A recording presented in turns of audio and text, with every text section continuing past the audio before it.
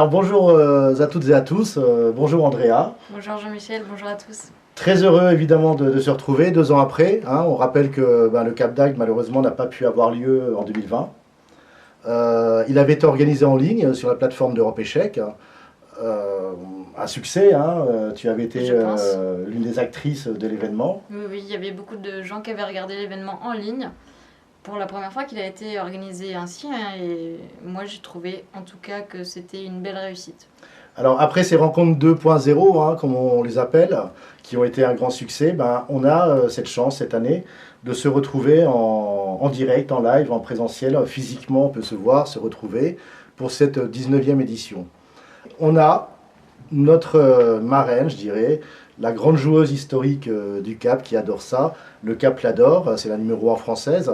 Elle a brillé à Sitges puisqu'elle a été médaille d'or par équipe au premier échiquier de l'équipe de France dont tu faisais partie. Et donc Marie Sebag qui a ouvert son tournoi contre le grand favori. C'est le champion du monde 2005-2006, Veselin Topalov, le Bulgare, immense champion qui est rentré dans la légende des échecs déjà. Et donc, cette partie que tu as commentée en direct, Marie, Veselin, tu peux nous en dire 2 mots? Je pense que c'était une partie rondement bien menée par Veselin, tout simplement parce que c'était juste maîtrisé de bout en bout. Et il n'y avait pas grand chose à redire, honnêtement, très belle technique. Et, il impressionne, Veselin. Il envoie en tout cas, et il a une bonne prestance sur l'échiquier. Et j'ai vu même tout à l'heure, il s'est même permis de se lever alors que c'est une cadence rapide. Voilà, il est en confiance. Voilà, et puis on a eu ensuite 3 nuls lors de cette première ronde. On a eu Luca Moroni, le jeune Italien, champion d'Italie, vice-champion du monde des moins de 16 ans quand même. Très fort joueur également. On est heureux de l'avoir, un très chic type. Ouais. Tu peux nous dire quelques mots sur ces 3 autres nuls, les joueuses, les joueurs Oui, alors il y a eu également une nulle entre Irina Bulmaga et Nurgül Salimova. C'est une partie très disputée. On aurait dit que l'avantage penchait plutôt du côté de la Bulgare, mais finalement un petit manque de précision peut-être, et ça a conduit à la nulle. Et la dernière nulle était celle entre Daniel Darda et Gata Kamsky, où là, pareil, Daniel Darda avait un bon avantage à la sortie de l'ouverture, mais pareil, manquait de précision, et ça s'est conclu par une nulle, mais que des nuls de combat.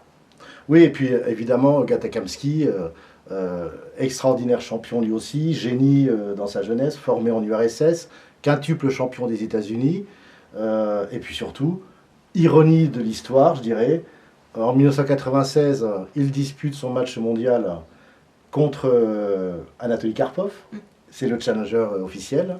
Gata Kamsky, il perd, il met quasiment un terme à sa carrière. À ses ambitions de titre mondial. Avant de revenir. Ouais. Aujourd'hui, c'est l'un des collaborateurs réguliers d'Europe Échec, et puis surtout, on est très fiers de l'avoir ici. Et ça se joue 25 ans après, très exactement. Gata Kamsky joue le trophée Karpov. L'histoire est belle, quand même, je trouve. Dans cette deuxième ronde, Veselin Topalov s'envole. En tout cas, on a la sensation déjà que le favori s'envole. Il a remporté ses 2 premières parties avec les pièces blanches. Donc la deuxième partie, qu'il a remportée contre Yannick Gozzoli. Pareil, tout en maîtrise, j'ai envie de dire. Il déroule. Voilà. Il déroule l'écart de niveau. En plus, Yannick n'est pas encore vraiment rentré dans son tournoi, comme il nous l'a dit. Il n'avait pas joué, Yannick Gozzoli, une partie rapide depuis mars 2020. C'est pour dire l'impact qu'a eu cette pandémie sur tant de joueurs professionnels qui ont complètement perdu le rythme de la compétition. Et Yannick était vraiment très heureux. Nos 2 représentants français, d'ailleurs, s'affrontaient à la 3e ronde du jour. Ils ont fait nul, mais je dirais que c'est presque une bonne nulle pour les 2, parce que on peut le noter cette année, il n'y a aucun joueur qui est à 0 points. Oui. Tout le monde a ouvert son score, et au classement, pour l'instant, il y a donc Kamsky, Darda et Topalov sont en tête avec 2 points. Ensuite, on a Moroni et Irina Bulmaga, et on va vous raconter pourquoi. C'est la grande surprise du jour.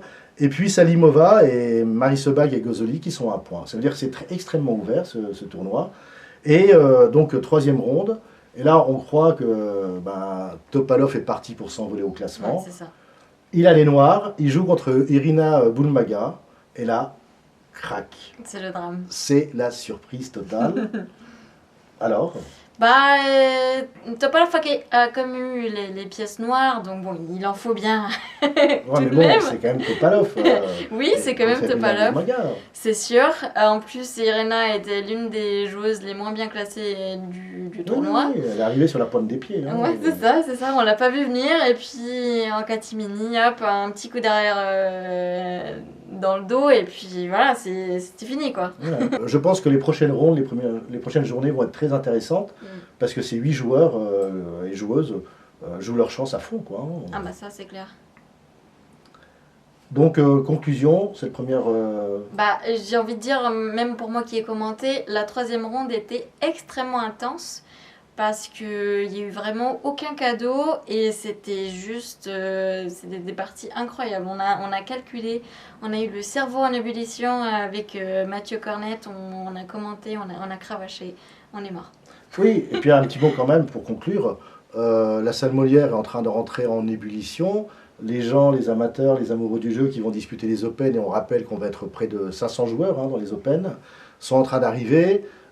Les joueurs ressentent cette émotion, ce stress, cette pression de cette ambiance particulière de la salle Molière où tous les plus grands joueurs et joueuses ont disputé ce tournoi. Hein. Karpov va arriver, il va jouer contre Marc-André Morisi. C'est l'événement dans l'événement.